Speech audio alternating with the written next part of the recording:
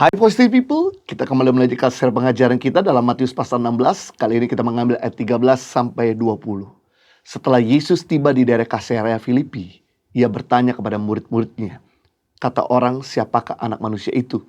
Jawab mereka, ada yang mengatakan Yohanes Pembaptis, ada juga yang mengatakan Elia, dan ada pula yang mengatakan Yeremia atau salah seorang dari para nabi. Lalu Yesus bertanya kepada mereka, tetapi apa katamu? Siapakah aku ini? Maka jawab Simon Petrus, engkau adalah Mesias, anak Allah yang hidup. Kata Yesus kepadanya, berbahagialah engkau Simon bin Yunus, sebab bukan manusia mengatakan itu kepadamu, melainkan Bapakku yang di sorga. Dan aku pun berkata kepadamu, engkau adalah Petrus, dan di atas batu karang ini aku akan mendirikan jemaatku, dan alam maut tidak akan menguasainya. Kepadamu akan kuberikan kunci kerajaan sorga. Apa yang kau ikat di dunia akan terikat di surga, dan apa yang kau lepas di dunia akan terlepas di surga. Lalu Yesus melarang murid-muridnya supaya jangan memberitahukan kepada siapapun bahwa ia Mesias.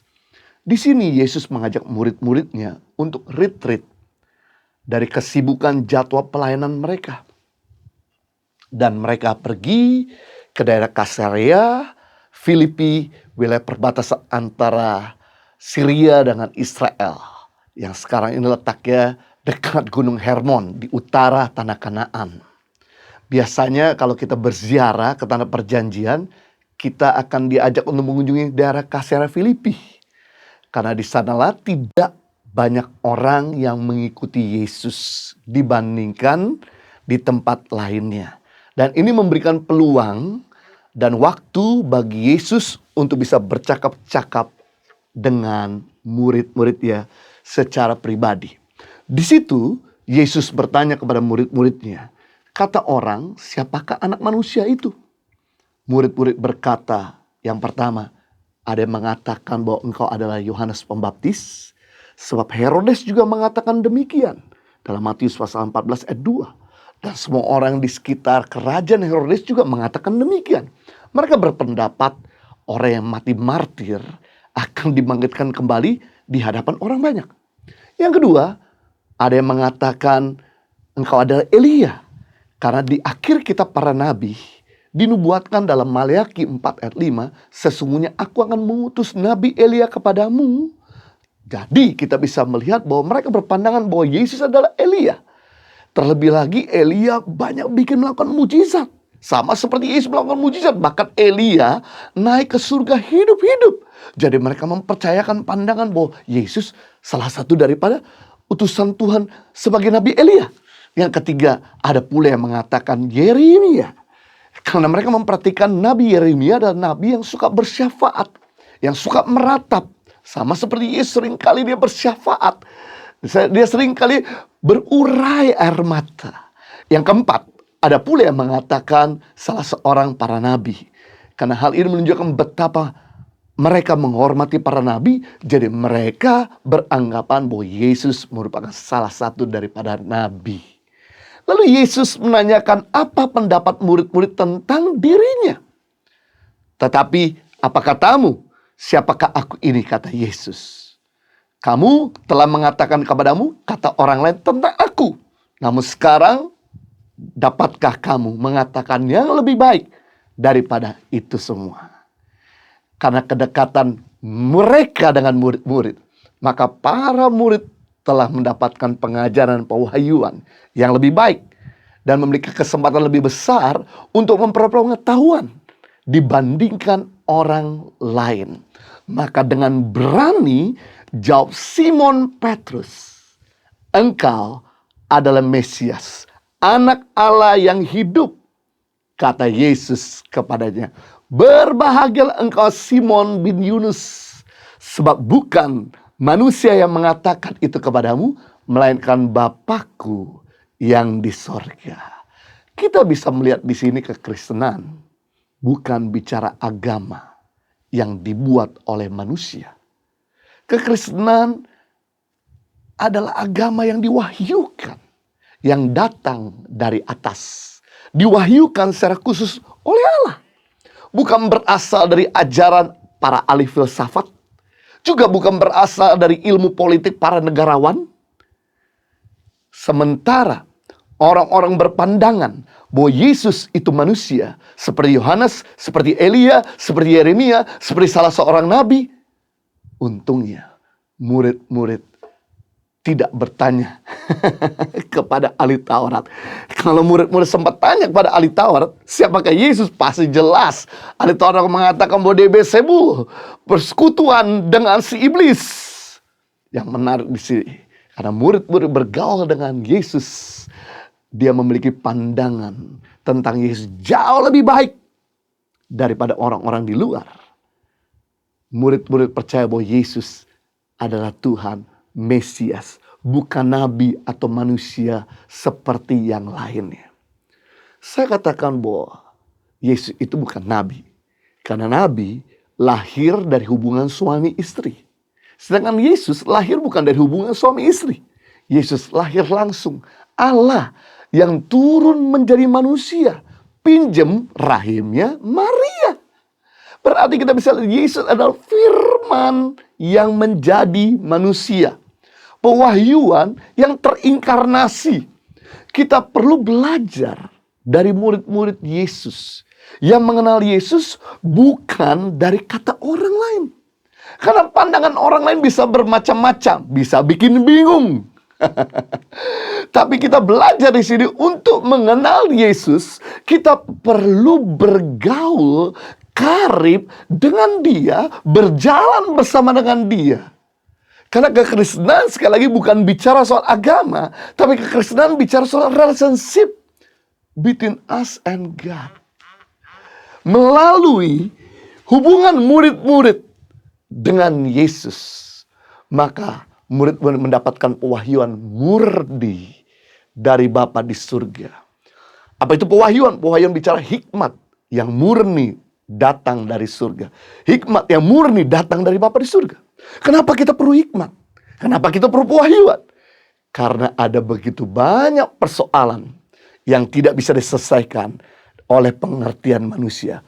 Butuh hikmatnya.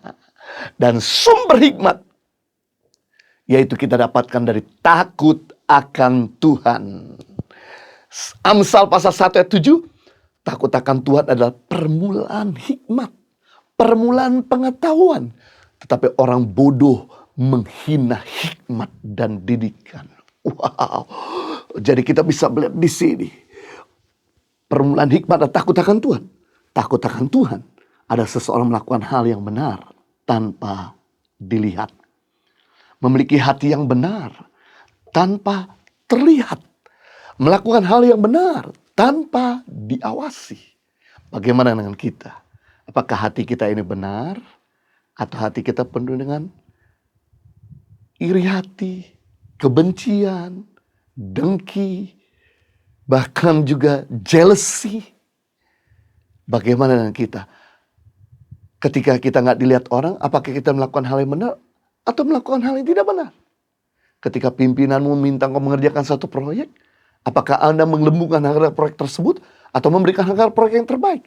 Bagaimana Anda saat Anda di kamar sendirian, apakah Anda melihat gambar-gambar berkualitas atau gambar-gambar yang tidak berkualitas? Bagaimana Anda seandainya Anda ada di luar kota atau luar negeri, jauh dari keluargamu, apakah Anda melakukan hal-hal yang akan mendukakan keluargamu atau Anda melakukan hal yang akan menyenangkan keluargamu? Kita bisa melihat orang-orang yang takut akan Tuhan seperti Yusuf. Ketika tidak dilihat, tapi dia tetap melakukan hal yang benar, menghindar dari godaan istri Potifar. Disitulah Yusuf ditambahkan hikmat. Sementara orang-orang di Mesir tidak mampu menerjemahkan mimpi Firaun, Yusuf mampu menerjemahkan mimpi Firaun. Bahkan Daniel, sementara orang-orang nggak mampu menerjemahkan mimpi Raja Nebukadnezar, di situ Daniel betul-betul hidup tidak bercela seperti orang-orang pejabat-pejabat lainnya yang menajiskan dirinya. Akhirnya Daniel mendapatkan hikmat 10 kali lipat lebih cerdas daripada orang-orang di zamannya. Penting di sini kita memerlukan hikmat. Karena setiap hari kita menemukan persoalan.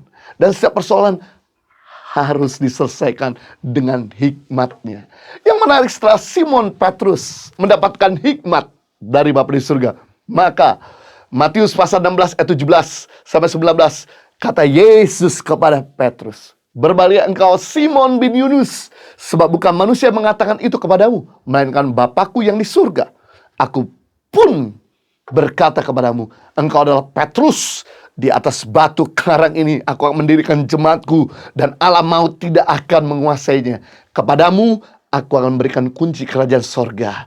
Apa yang kau ikat di dunia ini akan terikat di surga, dan apa yang kau lepas di dunia ini akan terlepas di surga." Ketika Petrus mendapatkan wahyuan, maka Petrus mendapatkan 4 bonus. Yang pertama, mendapatkan kebahagiaan sejati. Orang yang bahagia adalah orang yang tidak mudah marah-marah. Kalau kita masih mudah marah-marah, mudah sakit hati, mudah kecewa, mudah menyerah dengan tantangan, membuktikan bahwa kita butuh pewahyuannya. Karena pewahyuannya membuat kita joyful, dan hati yang gembira adalah obat yang manjur. Orang yang bergembira, orang yang dapatkan pewahyuan, lihat umurnya jauh lebih panjang seperti Yusuf, seperti Daniel. Orang-orang yang mendapatkan pewahyuan, mereka adalah orang-orang yang kreatif. Kenapa? Karena hatinya bahagia. Yang kedua, Petrus mendapatkan bonus kedua itu kekuatan seperti batu karang yang tidak mudah diombang-ambingkan. Membuktikan di akhir hidup Petrus, dia teraniaya, matinya mati martir, disalib terbalik, tidak menyangkal Yesus strong, firm foundation. Tidak mudah untuk berkata menyerah, never give up, selalu maju step by step dengan pewahyuan ya. Yang ketiga, bonus yang Petrus dapatkan, dipercayakan untuk memimpin jemaat, menjadi pemimpin. Sebagai seorang pemimpin dibutuhkan pewahyuan. Kenapa? If there is no revelation from above, there is revolution from below. Kalau tidak ada pewahyuan dari atas, maka ada revolusi dari bawah. Kalau kita tidak mendapatkan pewahyuan dari Tuhan, kalau kita tidak pernah mau berubah, kalau kita nggak pernah mau upgrade, maka yang terjadi perpecahan. Kenapa? Karena leadership is about influence. Kepemimpinan bicara soal pengaruh. Leadership is about adding value. Kepemimpinan bicara soal nilai tambah. Kalau kita ngikut orang, tapi nggak ada nilai tambah yang kita dapatkan, ngapain kita follow orang itu? Buang waktu. Itu sebabnya kenapa begitu banyak yang orang-orang mengikuti pemimpin, dan kemudian pemimpin yang nggak mau bertumbuh, akhirnya orang yang dipimpinnya coba cari pemimpin lain. Akhirnya dia coba pindah atau coba merintis organisasi yang lain dan sebagainya. Kalau kita mau terus dipercaya kepada seorang pemimpin, mari kita dapatkan wahyuan dari surga. Yang keempat, bonus. Petrus mendapatkan wahyuan, dia diberikan kunci kerajaan surga. Kerajaan surga terdiri dari perkara besar dan perkara yang kekal. Kalau kita mau dipercayakan perkara besar, tidak ada cara lain. Kita harus dapatkan pewahyuan setiap hari. Kenapa? Karena bicara soal kunci, itu bicara soal membuka pintu. Untuk membuka pintu yang besar dibutuhkan kunci yang kecil. Tidak ada kunci yang besarnya seperti pintu. Semua kunci kecil, dan lewat kunci yang kecil bisa membuka pintu yang besar. Lewat pewahyuan yang kita dapatkan dari Tuhan, mungkin simpel, sederhana, itu membuka untuk pintu-pintu kesempatan, pintu-pintu berkat, pengertian, solusi untuk menyelesaikan problem-problem. Jadi kita bisa di sini belajar bagaimana pentingnya sebuah hikmat. Dan kita perlu perhatikan, tidak ada kunci yang selalu sama. Untuk membuka pintu A harus pakai kunci A. Nggak mungkin membuka pintu A pakai kunci B. Berarti setiap kunci punya solusi masing-masing. Jadi untuk menyelesaikan problem kemarin harus pakai revelation kemarin. Kalau kita mau menyelesaikan masalah hari ini, kita harus pakai revelation hari ini. Sama seperti kita baca koran. Nggak mungkin baca koran kemarin, udah pasti. Kita perlu setiap hari mendapatkan pewahyuan, hikmat, agar kita bisa menguraikan setiap masalah yang datang dalam kehidupan kita silih berganti. Ini yang membuat kita menjadi orang yang penuh dengan hikmat. Tuhan Yesus memberkati.